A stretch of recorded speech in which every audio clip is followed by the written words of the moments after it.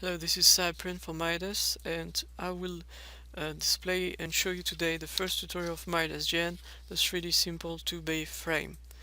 So I'll go with you through the step-by-step analysis process, and I'll present first the interface and how to set up the menus, then how to enter material and section properties, how to do your modeling using node and elements, how to enter structural support condition and loading data, and how to perform the structural analysis, and finally how to verify and interpret the analysis results. So the model I will analyze is the one on the right of this picture. So there's 4 load cases, dead load, live load, and 2 concentrated wind loads. So let's start. If this is the first time you're using Midas Gen, the software will load the start page. So you see that on the start page you can see the latest release and news about the software. You can close it and you will have access about the latest news and events and material about Midas Gen. To start a new project, click on the icon of Midas Gen here and click on New Project. Now let's take a look at the interface of Midas Gen.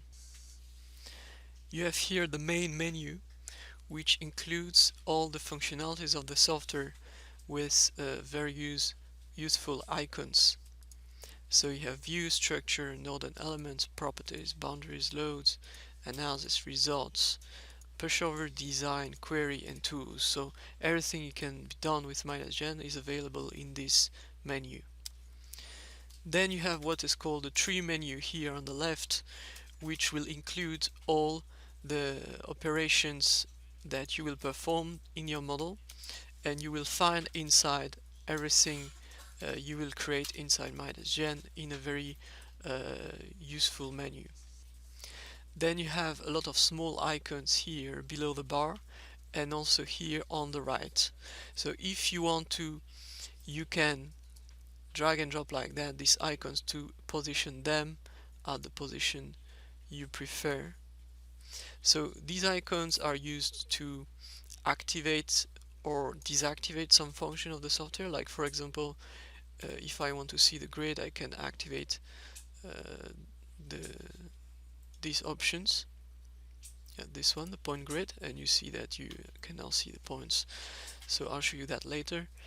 And here you have the selection tools. So when you're selecting some shape, you can change that. So all that is a bit more advanced, so I'll show you that later. Then about the interface, so here you have the message window, which is useful when you perform some analysis. You will see the command from the solver displayed in this window. Then here on this corner you have the unit system that can be changed at any time, so you can either directly set up your unit here, or you can go in tools, settings, so you have a unit system, and here you can set up also the unit, so it's basically the same. So I can set it in fit, in kips, and that's all. So I click on OK. Now let's look briefly how you can customize the toolbar. So in the menu tool you have the button Customize. Here click on the button Customize, and you can click on Toolbars, and you have a different tools bar that you can add. So some of them are activated, some of them are not. So if you are using some function very often, for example, you can activate them and display them inside this menu. Now let's talk briefly about the coordinate systems and the grids, which are some basic notions that you have to master if you want to be able to create a correct model in Midas Gen.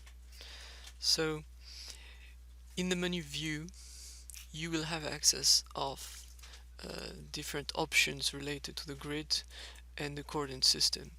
So what you have to know is that there are 4 different types of coordinate systems in Midas Gen. The main one is called global coordinate system, or GCS, and the element coordinate system called the ECS. So the global is what is usually used, and then you have two specific coordinate system, one for the nodes and one which is a user coordinate system, UCS, that you define by yourself. So here you see that you have UCS and you have GCS, so you can switch between the global or user coordinate system. So let's see how to do that. So you have to go in structure to set up the coordinate system. So you have here user coordinate system, and let's choose a coordinate system in the plane XZ. So now you have this window which appears here, where you can define your user coordinate system with the origin and the rotation angle. So in this case, let's set up the origin as 0, 0, 0 and the angle as 0. So basically the user coordinate system will be set up similar to the general coordinate system. Now you see that it changed here, so this represents, when you have a small u here, it represents your user coordinate system. So the user coordinate system is a plane xy, so you will work in this plane to create your first draft of the model. Now let's see how we can set up the grid in order to be more efficient. Click on define a point grid for that, and let's define the space between the dots as 2 and 2 feet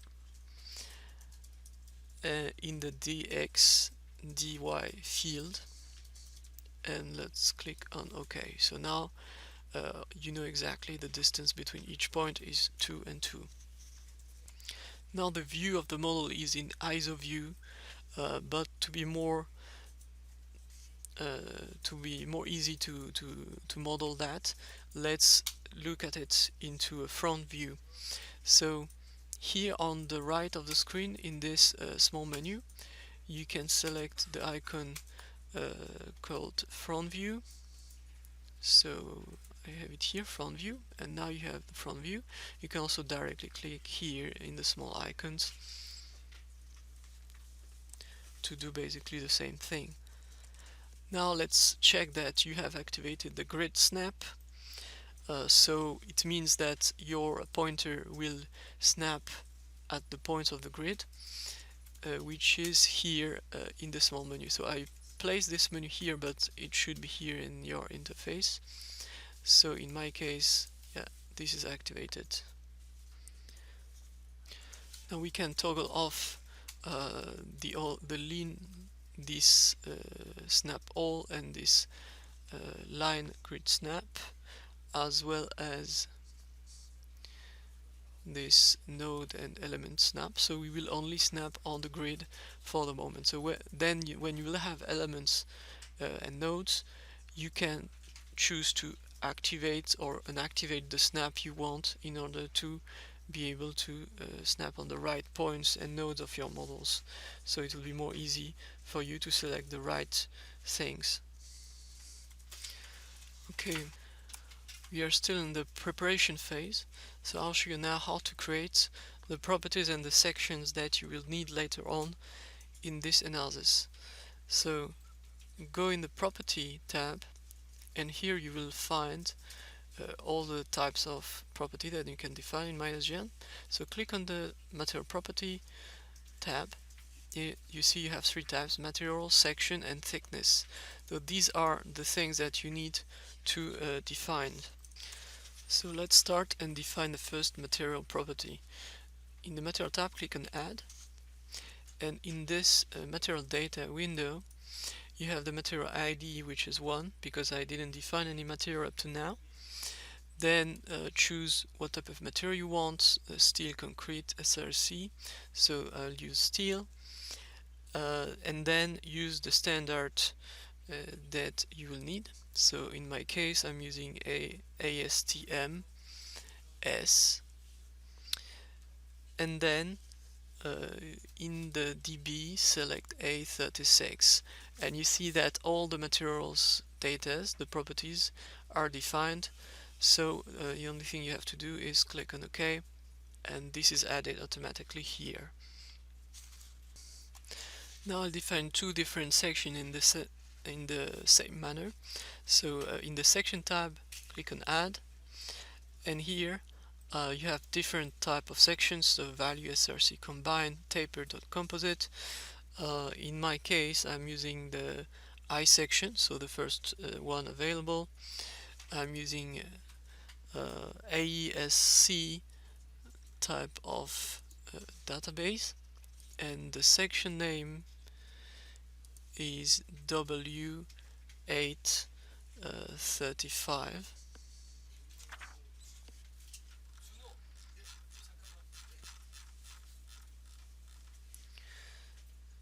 So here you have it, and click on apply.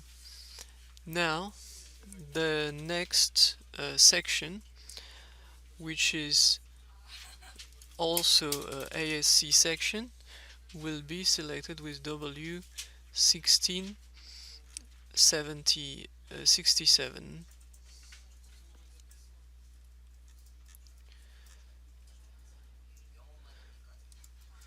Okay, so this is it. So click on OK and close it. Your material and properties have been recorded into midas.gen, so you can go to the modeling stage. Let's create now our first elements. So for that, let's go in the tab Node Element, and you see you have nodes, elements, mesh. So we'll go on elements and click on create elements to output the tree menu here, elements. So let's create a general beam and tapered beam. After that, select the right material and the section you want to use. So here I use the section W835. Then what you will do is snap on the grid to create the beam. So to view the exact location of the snap, you can view the coordinate system here on the bottom of the screen. So here you have U means user coordinate system, J is the global coordinate system. So let's create the first, oh yeah, and I forgot, you have the beta angle also that you can set. So in our example, the beta angle is 90. So be careful to define the right values from the start. It will be much more easy after. You can still change, of course, after, but it's better if you set up the right value from the beginning. So let's create our first elements by clicking first on the 0, 0 location, and then 0, 12, and we have our first beam which is created. Now the second element is at position 20 and 12 feet also, and the third element is at position 40 and is also 12 feet. Now if you want, you can do a zoom in to have that on the screen, and let's create the beam which will be here.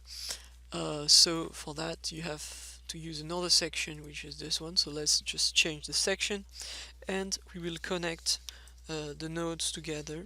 So this time the beta angle is 0. Verify that you checked this node element intersect. You check this option. This is very important. Why? Because when you create the beam, it will automatically intersect your nodes and elements and create separate elements for you. So for example, I'm clicking here and here, and you see it didn't create one element, it created directly two elements because it's splitted here on this position. So additional note, the beta angle refers to the orientation of the section. So by the preset is 0, so the where the plane of the web is parallel to the general coordinate system xz. In these examples, the three eye section here have been oriented at 90 degree, and this section here has been oriented as beta angle equal to 0. Now we are finished with that, and you can just close this menu. Now let's duplicate those elements to create a frame. So I'm still in this user coordinate system, so in this plane. So to change that and go back to the global coordinate system, I just go into the view and switch again to global coordinate system. Let's come back to the isometric view, like that. So now you view the section of the beam. By the way, if you want to display the section or to hide it, you have this small icon here in the toolbar. So if you hide it, you view only some lines for the beams. So you have to activate that to have a graphical representation of the section. For display option, let's say if you want to display the node's number, you have to click on the option display, and you have the options for different nodes, elements, properties. So let's activate, for example, the node number, and you will see the number of the nodes: 1, 2, 3, 4, 5, 6. Now to copy those elements, first we have to select them all. So to select elements, you can use all the tools in the selection toolbar, which is here. So here I need to select everything, so I'm just click on select all. So easy way to do that is to use the keyboard Control plus Shift plus A. So if you remember about this combination, it will be very useful for you. Now to translate that, go in the tab Element and Translate button. So now you're in Translate. You can use the copy mode or the move mode, so if you want either to move or to copy. So let's copy in this case, and you have different options for the translation to move in the way you want. So let's use equal distance in this case, and let's move to a distance of 24 feet in the dy direction. Now the number of times is 1, so you can copy several times if you want, and click on apply. Now you see that I copied successfully my elements. Okay, now that we've done that, let's create some elements to connect these two frames together. So you can either, as I did, click on the icons here on the bar, or you can also click on this menu. Sometimes it's faster. So to come back directly to the window, create element general beam, typed beam. So to avoid the confusion with the when I create these elements, I'll unactivate the grid snap and the grid. So the only things that I can see here are the elements. And I'll activate the node snap. So now you see when I go closer to the nodes, the snap is automatically going on the node. Now let's confirm that I've just used the right material. So I have only one material, so this is okay. For the section, I'll use this one. Beta angle should be 0. So let's go on and create an element between the node 2 and the node 8, the node 4 and the node 10, and finally a node 6 and the node 12. And now you see we have created our first frame. Let's activate the display for the element number, so I view more easily which element is here. Now what I'll do is that I create an element which is at the middle here between the center of the element 4 and the center of the element 9. So to do that, you have to activate the element snap. And now you see that it will snap at the middle of this element. So I just do like that, and I created my element. Now for this type of element I have to define a beam end release pinned.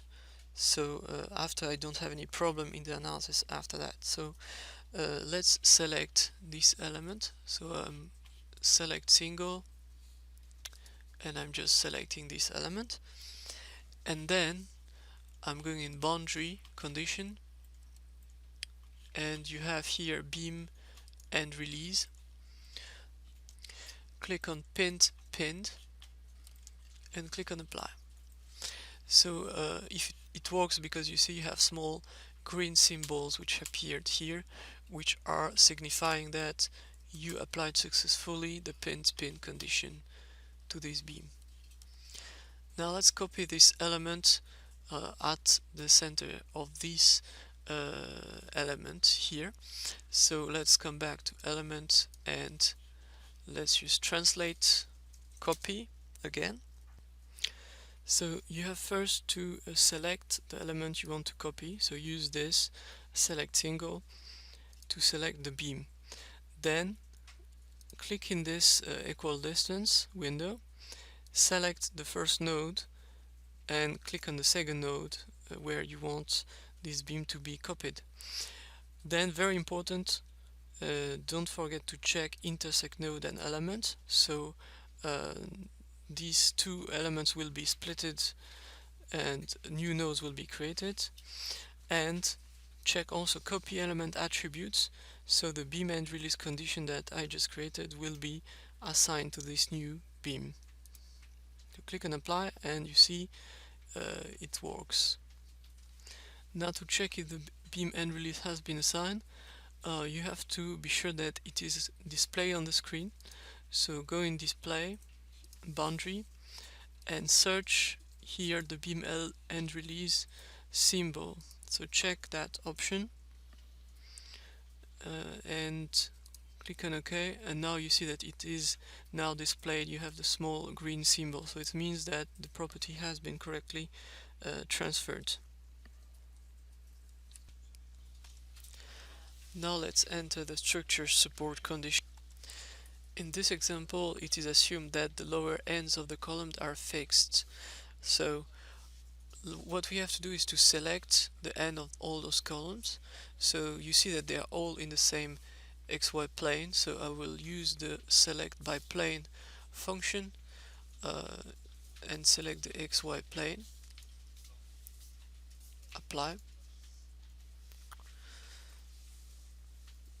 Okay. So now these 6 nodes have been selected. Let's click the function shrink, so we can view the selection. So you see there the node here is a bit different than that because he has been selected.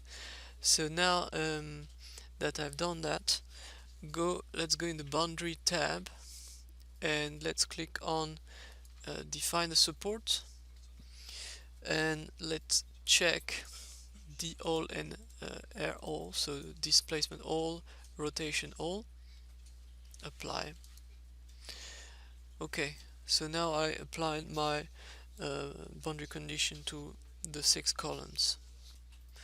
Okay, let's display again like that. Let's close this window, and now I will start to define the loads. But before defining the loads, I have to define the load cases that will contain the loads. So to do that, select load from the model tab and click on static load cases. Now in this window, let's define the different static load cases. So the first one will be called DL, and the type will be dead load. So you can enter a description if you want. Click add. The second is floor dead load. So enter floor dead load. Oh, sorry, this is not the name of the second case. This is this one, so I have to modify the description. So floor dead load, and here I click on modify, so you see it is added here. Now the second subcase is LL, so this is a live load, and this is floor live load. In the description, add. The third load case will be WX, and it's defined as wind load on structure. And in the description, this is the wind load in the X direction. The fourth load case is WY, which is the wind load in Y direction. Now you created the 4 load cases, so you can close this window. And let's start to define the loads. So the first load to define is the self-weight. So let's click on the button self-weight, and this is associated to the load case DL because this is a dead load, and enter -1 in Z direction, which is the self-weight factor, and click on add. So you see this is defined here. Now let's define the next load, which is the floor load. So we have a button here assigned the floor load. So the load group name. Okay, first of all, let's define the name. So you have a button here where you will define the floor load type name and description. So name is office room, second floor. So in the load case 1, select DL and input the coefficient of -0.1, and in the second load case LL with a coefficient of -0.05. Then click add. Now that you created that, you can close this window and select the load type office room that you just created. Verify that the distribution type is two-way, not one-way. You see that you have different distribution types here. And now let's define the load, defining load area. So you have to click on the nodes like that, and your load is automatically created. Let's define now some nodal loads. So in this, let's select nodal load. Let's hide the section so we see a bit better what is happening. Let's toggle on the selection window so it's more easy to select the nodes where I want to apply this load. So I select these two nodes where I will apply the concentrated load.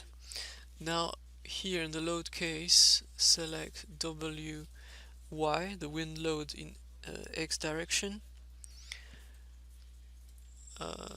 then confirm that the option is add, and enter X, enter Fx equal to 20 kips, and click on apply. Now your load is defined. Now let's see how we can define an uniformly distributed load. So first of all, let's switch to element beam loads, and let's select this face of the model using the select by plane option. So this is the plane XZ, which is as the position 0, so you can select here, apply. Okay, I think I selected also this plane, so I have to unselect. Okay, let's choose 0 for the position. Okay, and now you selected only this. Now in the load case name, let's choose the last load case WY, and the option should be add. The load type is uniform load. Select global Y direction. Confirm that the projection is set to no, and enter 1 in the W field and apply. Okay, my last load is defined now.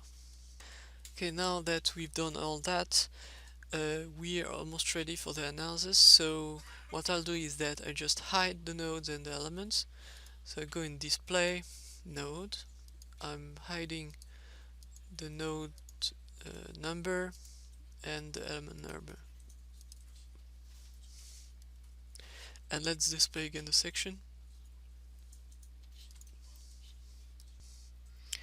Now let's see how we can use the walkthrough to change some parameters of this model, like the section of the column.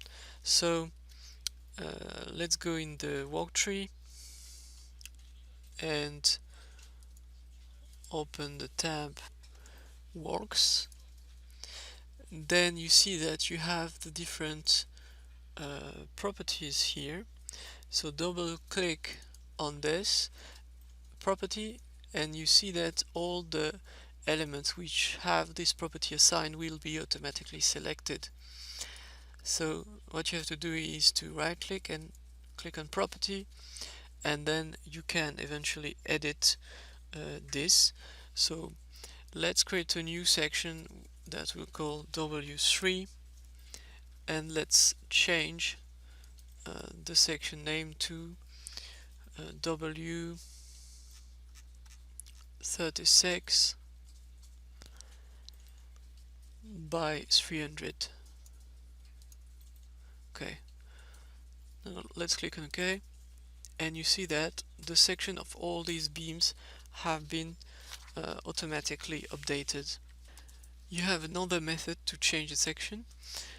For example, let's select the beam elements by double clicking here on this property, and let's drag with the mouse the property W3, and you see that the sections are also automatically updated. So now let's undo what I've just done. So you can go back here with this undo button, and I'm coming back to the previous model. Now our model is ready, and we have to perform the analysis, the structural analysis, to get the result data. So go in the analysis tab and you have a button perform analysis.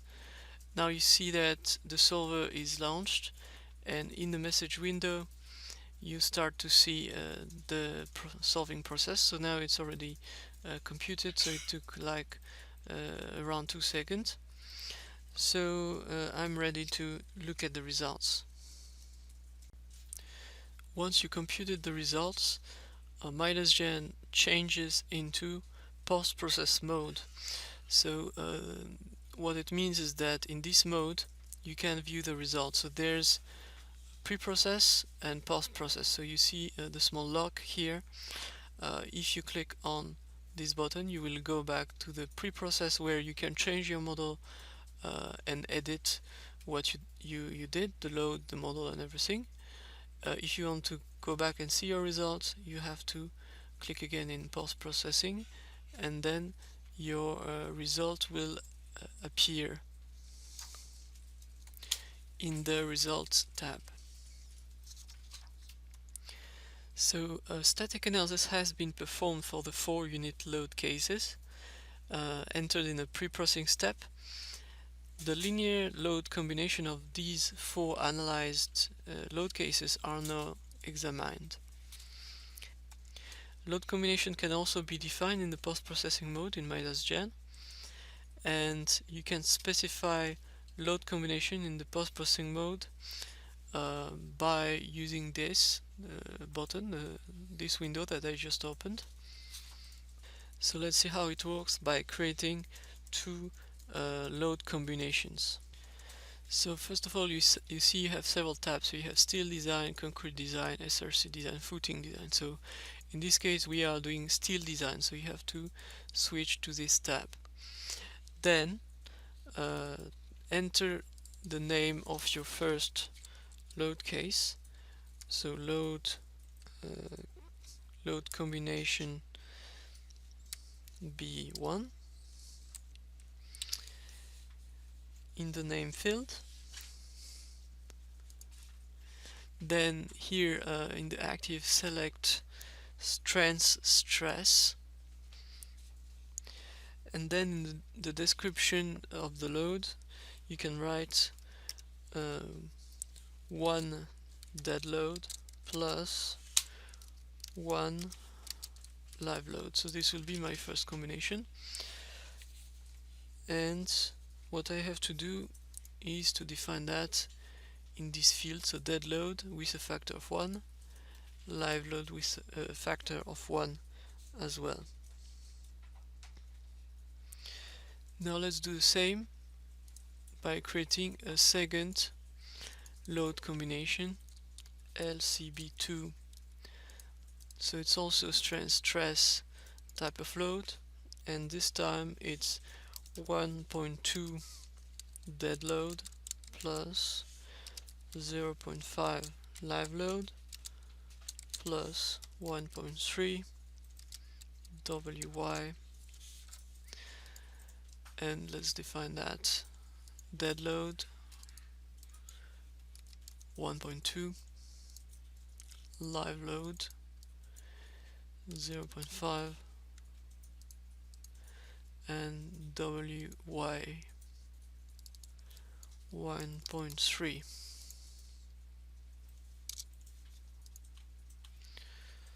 Now I just defined my 2 load combinations, and I can close this window.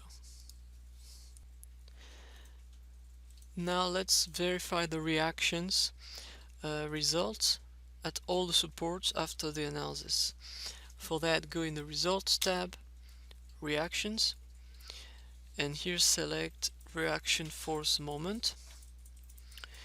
In the load case, select the combination 1 created and check the component FZ and check that check the legend, apply. So now you have a visualization of this, and if you want to view the value, check the value, and the value will be displayed directly on each of the loads. So because this model shape is very simple, verification of the reaction is very easy, but with a model with a complex geometric shape, verification of reaction for the entire model will be a bit more complex, and it may be required to verify reaction selectively only at specific supports. So to do that, go in the list here and click on Search Reaction Force and Moment. Then select the node number and click the node, and in this message window you have the value of the reaction at this specific support.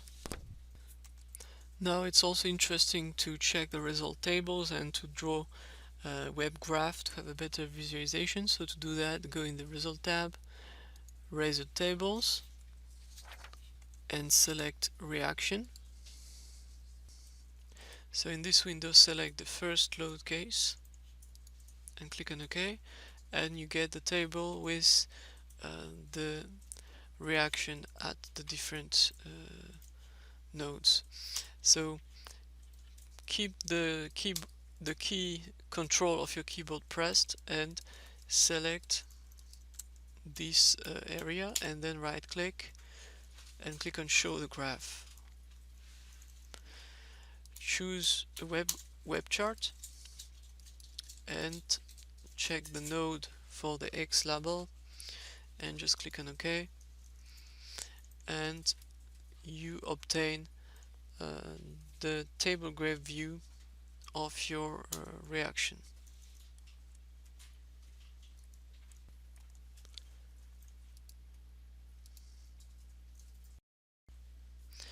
So let's verify the deformed shape and the displacement. For complex structures, the verification of deformed shape in wireframe is easier to view on the screen. So for the present example, deformed shape is verified in a hidden state.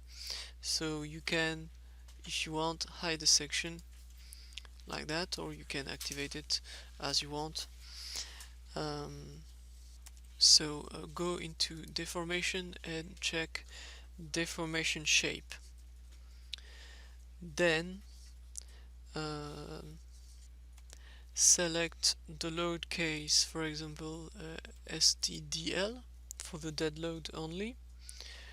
Confirm that okay, I want to see the component D displacement XYZ, so the total displacement for XYZ. Check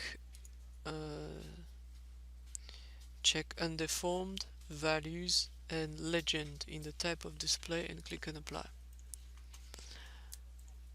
So now you have the deformed shape, and the value of the displacement is displayed in green. Now let's see the real deformation. For that, right click on this pole option button and check real deformation. Click on OK. So now it looks more realistic. So the magnitude of the deformation displayed actually depends on the magnification scale factor that you can define here. So here it's 1, so this is the real deformation. You can set it at a higher value to display better the deformation. So for example, let's put it to 5. Let's click on OK, and then you see the deformation has been increased a lot. So, but this is only a visualization. Now if you want to know the displacement at a specific node, you have to do the same that I did previously and use this function search displacement. So let's check the case wx, for example, or wy, and then in the node number select the nodes. So here I selected 3 nodes, and here in the message window the value of these loads in the different components is displayed. Now you have also displacement contour. Displacement contour displays the displacement of each member in a series of contour lines. So to do that, choose displacement contour. Let's view it for the load case 2, for example, for the total displacement, and let's check contour, deform, values and legend, and click on apply. And now you have the visualization with the colors of the deformed shape. You have some options to change a bit the visualization, called the perspective view, that you can activate here in the menu, and the model will look let's say more realistic, so you have it in a perspective. Now if you want more colors, for example, you have to right click here on the right of contour, and you have the option to increase the number of colors. You can also, for example, add a gradient fill, um, and click on OK. And then, so it's not applied yet, and click here on the right of the form, enter 3 in the deformation scale factor, click on apply, and then now you have, so I increase a bit the deformation at the same time, and you see that the colors are more smooth. Now let's see the procedure to verify the member forces in terms of the moments about the y-axis in the element coordinate system. So let's check off this option of perspective first. Let's select forces in the function tab here, and here select beam forces and moments. Let's view the moment my, okay, and check the contour values, the deformation and the legend. So I can uncheck deformation, for example. So I click this button and I can set the decimal point to 1, for example, at the right of value. That's okay. Click on apply, and now you are able to check the member force. Now let's check the bending moment diagram. So let's select beam diagrams. Let's look at for the dead load, and for the moment my, select exact for the solid, okay, and solid fill, and then for the type of visualization, contour values, legend, output section location all, click and apply, and now you have the bending moment diagram displayed on all the model. So midas can also display the bending moments about the weak and strong axis separately, as well as depicting the bending moment diagrams about both axes in the same window concurrently. So procedure for displaying is like that. Select MYX in the component, select line fill, click on apply, and then we can, for example, magnify partly the node 2. So using this, using the zoom window, okay. Now you can confirm the bending moment diagram, and you can click again on zoom fit for to come back to the main view. In practice, it is common to select the interpretation results for structural behavior for specific part and include them in the report. So the procedure to check the bending moment diagram of a certain plane is to first select by plane, select the plane I want to select, so X, Z for YZ, for example. Click a node located on this plane. So let's select this plane, and then close this and activate only so this and then you can look with the right view. For example, you have the view of the bending moments on this unique part. So using MindGen capabilities, you can select and inactivate certain parts and select the color process to view a specific part of the model. Now let's restore that. So activate all, okay, and come back to the isometric view. Now let's verify the analysis results for the elements. In the previous steps, I've showed the analysis result that focus on specific components such as reactions, displacement, member force. When the member force or stresses for a specific element are sought for the purpose of overall design review, you should use element detail results. So click initial view in the icon menu to come back to the initial view, like that. Let's check the element number visualization, and in the menu select element detail result. For the load case, let's check the load combination 1. Click the element number field once and enter the number of elements. So here let's review element 11. Confirm the element attributes.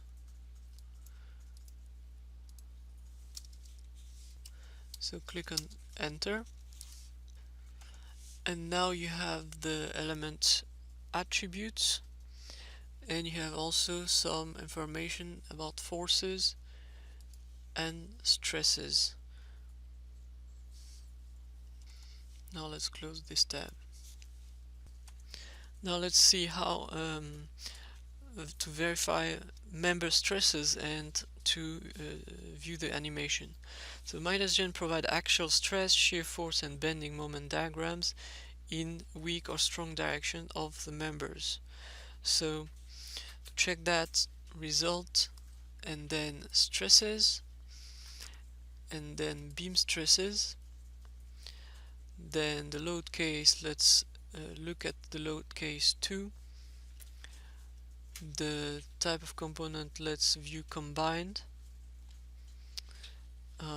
and let's activate look the contour, the values, the legend, and the type of display.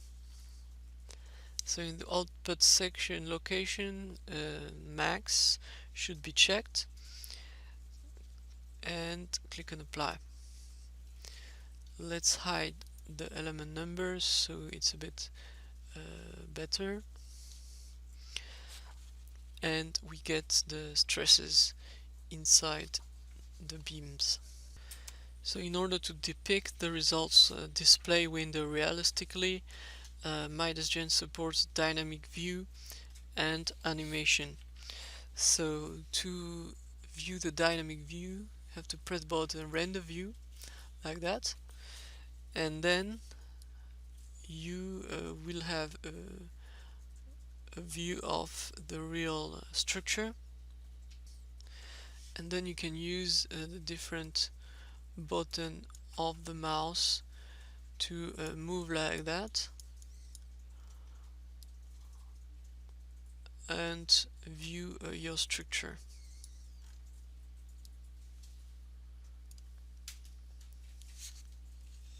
Let's close that. Now let's create an animation combining the relevant stresses and the deformed shape in the current window. So let's click on perspective to have a better view. Let's rotate the model, so you have a button here, rotate dynamic. Okay, you can also use the button of your mouse, and then in the type of display, click on animate.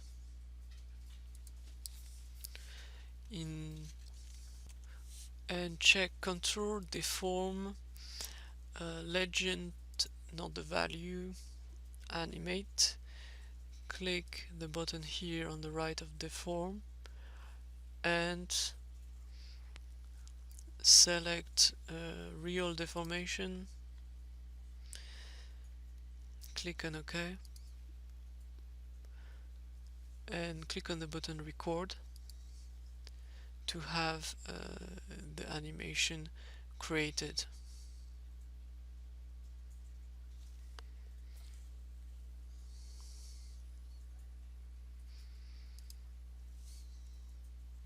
So after you created that, you can save it to your desktop.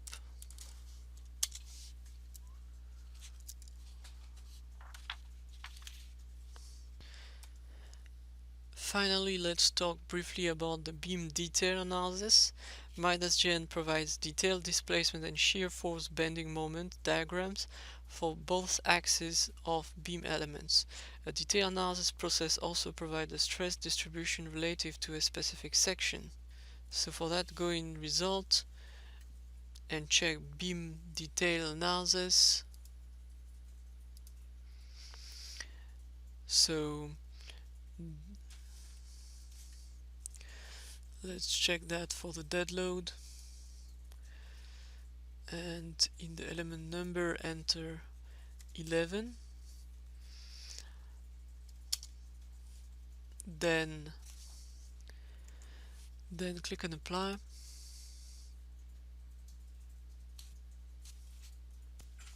Okay, I have to check the normal stress, apply. So you have to wait a bit that the graphs are updated. Click on the main window, and now you have this detailed analysis of the different beams. Now this is Z direction information. You can also switch the tabs to have information on other direction or on a section. So that's all for this tutorial. Thank you very much for watching.